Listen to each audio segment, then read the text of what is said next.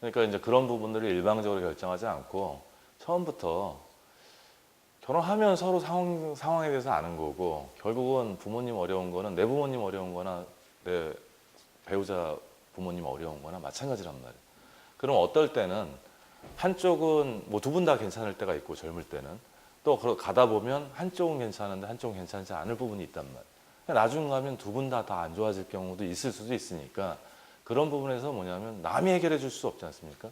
결국은 부부가 어차피 피를 나눈 가족 사이이기 때문에 부모님이 어렵다면 자녀들이 해결할 수 없는 부분이고, 그 부분을 일방적으로 결정하는 게 아니고 장차 당신도 다 할 수 있는 문제라고 우리가 생각을 한다면 편하게 얘기를 해서 본인들이 할 수 있는 범위 내에서, 그것도 무리하는 것도 바람직하지 않은 것 같아요. 저는 뭐 굉장한 뭐 효자, 효녀 이렇게 돼서 자기들 분에 넘치게 부모님한테 뭐 효도를 하는 것도 서로 다 어려워지는 거니까 그건 아닌 것 같고, 다음 뭐냐면 일방적으로 하지 말고 남 탓하지 말고 서로 협의해서 결정해서 현명한 수준, 이 범위 내에서 합당한 수준에서 하면 크게 문제가 없지 않을까 이렇게 생각합니다.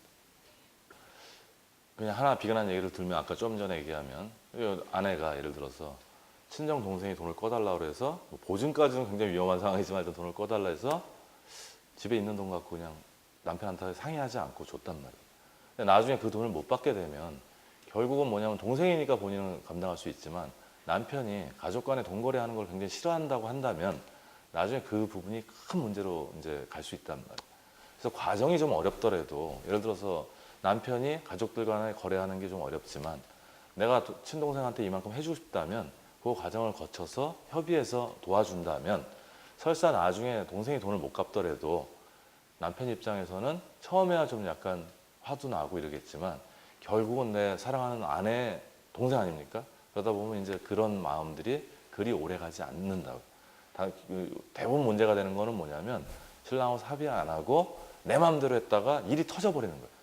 돈만 못 갚으면 그래도 그나마 나아요. 여윳돈 못 갚는 건. 근데 보증으로 해서 일가가 몰락하게 되면 이건 누구를 하셔야 할 정도가 아니고, 그런 부부가 이혼을 할 수 있는 어떤 그런 부분이 되기 때문에 반드시 좀 그런 문제들은 독단적으로 하지 말고 부부가 평소에 협의하고 상의해서 결정했으면 좋겠습니다. 굉장히 좋죠.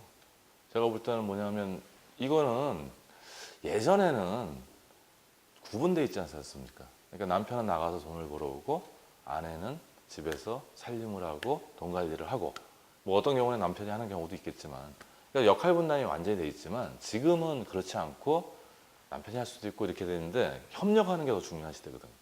옛날엔 일방적으로 남편이 가부장으로서 이렇게 해 하면 했던 시대였고, 지금은 그렇게 해 하면 이혼할 거예요. 그렇죠? 요새 황혼 이혼도 굉장히 많아지고, 그래서 어떻게 보면 애들까지 포함된다. 그건 이제 조기에 빨리 교육을 시키면 좋을 것 같아요. 그러니까 이미 이제 커버린 애들을 이제 교육이라고 해서 용돈 교육, 경제 교육 시킨다 그래갖고 머리 큰 애들을 뭐 고등학교 돼갖고 뭐 이제부터 이제 하자 하는 거는 습관화도 안 되고 잘 안 되고요. 제가 볼 때는 이제 어린 나이에 가족들끼리 무슨 일을 할 때 그 파트도, 그러니까 재무적인 대화만 놓으면 너무 재미없잖아요. 그러니까 우리 가족이 뭔가 이렇게 결정하고 의사결정하는 거를 애들하고 같이 하면서 자꾸 의미 부여를 하고, 또 애들한테 어떤 그런 이제 당연하다는 거를 좀 버렸으면 좋겠어요.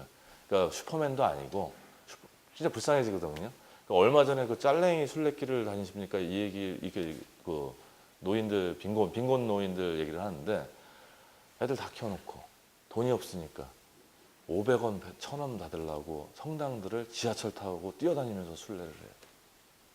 그러니까 지금 우리 사회면에는 잘 안 보이는 거예요. 우리 신문에 옛날에 같으면 자살, 뭐 그런 부분들 많이 나왔잖아요. 지금 그런 뉴스 거의 안 나오거든요. 근데 노인 빈곤 문제 엄청나게 심각하거든요.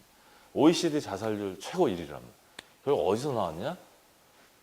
애들한테 다 뿌려주고 자기들 거는 해결도 못한 채 결국은 나중에 뭐냐면 자녀한테 부담 안 주려고 최악의 선택을 해버리는 거죠. 그럼 과연 누가 행복할 거냐 이거지.